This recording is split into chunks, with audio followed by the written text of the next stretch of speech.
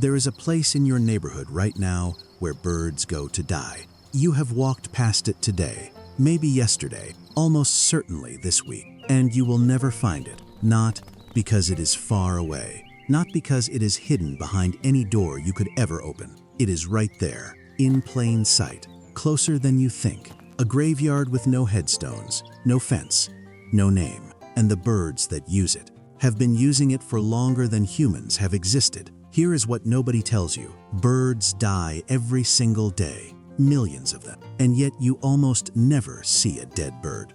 Not in your yard, not on your street, not anywhere. That absence is not an accident. It is one of the most perfectly engineered disappearing acts in the natural world. And by the end of this video, you will never look at the hedge outside your window the same way again. Stay until the very end, because the last thing we cover involves a behavior that researchers only recently document, and it raises a question about birds that science still cannot fully answer. Before we go any further, where are you watching this from right now? And what time is it where you are? Drop it in the comments. Your city, your country, whatever time it is there.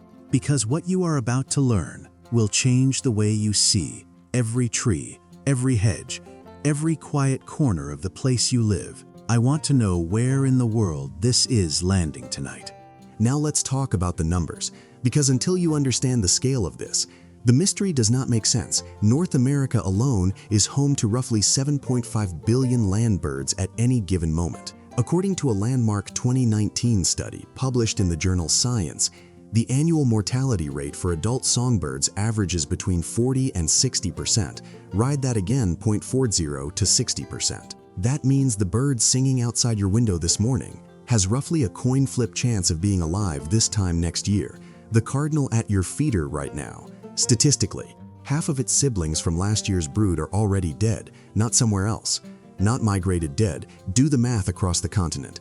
Between 3 and 4.5 billion birds die in North America every single year, 3 to 4.5 billion. If even 1% of those bodies stayed visible for more than a few hours, you would see dead birds every single day, on every lawn, on every sidewalk, in every park you have ever walked through. And yet, when was the last time you saw a dead bird? Most people struggle to remember. Some people have never seen one at all. That gap between how many birds are dying and how few bodies you ever see is one of the strangest unsolved feeling questions in nature. And the answer begins with something the dying bird does in its final hours that almost no one knows about.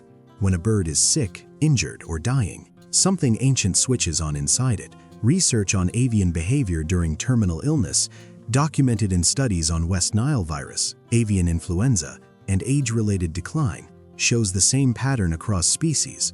The bird retreats, not randomly, not in panic, deliberately, into the densest cover it can reach. Thick underbrush, the interior of a shrub, dense ground vegetation, the base of a hedge so overgrown you have never thought to look inside it. Here is why. A healthy bird lives in open space.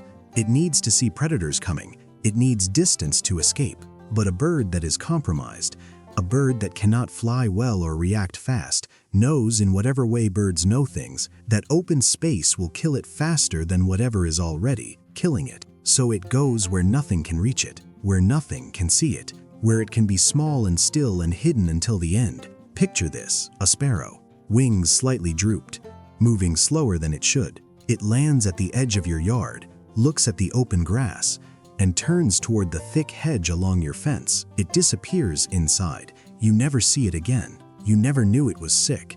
You never knew it was dying. You never knew it chose that hedge because something inside it had been choosing hedges like that for 10 million years. If you pushed aside the branches at the base of every overgrown shrub in a single city block, you would find more dead birds than most people see in a lifetime. But no one pushes aside those branches. And so the graveyard stays exactly where it has always been, invisible, inches away.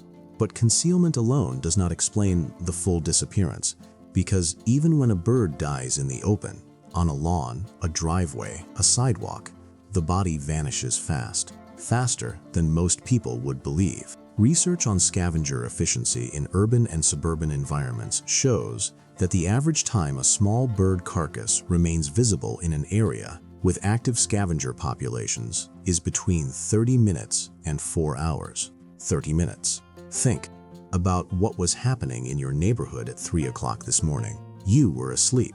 The street was quiet. Your yard looked exactly the way you left it. But something was moving. A raccoon crosses your lawn, silent, unhurried, nose down. It finds something at the base of the hedge. Something small, something still, something that was not there yesterday. It does not hesitate. By the time your alarm goes off, there is nothing there. The yard looks exactly the same as every other morning. You make coffee. You look out the window. You see nothing unusual. You never will. This is the cleanup system that runs every night in every neighborhood, in every city in the world. Raccoons, opossums, foxes, skunks, all common in suburban areas, all active at night, all opportunistic scavengers who do not need the bird to be fresh. Domestic cats, and a study in Nature Communications estimated that free-ranging cats in the United States remove between 1.3 and 4 billion birds annually. Do not just kill live birds. They scavenge. A dead bird on a lawn at 3 a.m. is an easy meal. Crows and ravens, constantly scanning their territories, will take dead birds before you are even awake. And insects, ants, beetles, flies, begin working on a carcass within minutes of death in warm weather. Under the right conditions, soft tissue can be gone within hours. The researchers who study bird mortality have to check locations multiple times per day just to document deaths before the evidence disappears. The graveyard does not just hide the bodies, it erases them. There is a third layer to this, and it is the one that leaves nothing behind at all. A sharp-shinned hawk spots a chickadee moving through the trees at the back of your yard. The strike takes less than a second. There is no sound you would recognize. There is no body on the ground. The hawk carries the chickadee to a branch deep in a tree you cannot see from your window, consumes it, and drops the indigestible parts. A few small bones, a scatter of feathers. Somewhere you will never walk. The death happened 30 feet from where you had your morning coffee. You never knew. A Cooper's hawk takes a mourning dove at your feeder. You hear something, a flutter, a sudden scatter. You look up. By the time you reach the window, the hawk is gone. The dove is gone. There are a few feathers on the ground. Within an hour, those feathers blow away or get carried off by other birds for nesting material. The evidence of death disappears almost as fast as the death itself. Owls are even more invisible. A great horned owl hunting at 2 a.m. takes a sleeping bird from a roosting site. The kill happens in complete silence and complete darkness. The owl consumes the bird whole and regurgitates a pellet hours later, often miles from where the kill happened. The only trace is a small gray pellet under a tree, somewhere you have never been, and even if you found it, you would not know what it meant. So when you combine all three, a dying bird that retreats into cover you cannot see into, a scavenger network that removes any exposed body within hours, a predation system that consumes birds before bodies ever appear, the probability that you will ever encounter a dead bird drops to almost nothing. The graveyard is everywhere and nowhere, right outside your window and completely invisible. Now here is the part that changes everything. For a long time, the assumption in ornithology was simple. Birds do not understand death. They process absence, not loss. When a flock member disappears, the remaining birds adjust and move on. But in 2015, researchers at the University of Washington documented something that complicated that assumption permanently. When crows encountered a dead crow, they gathered, not one or two, sometimes dozens.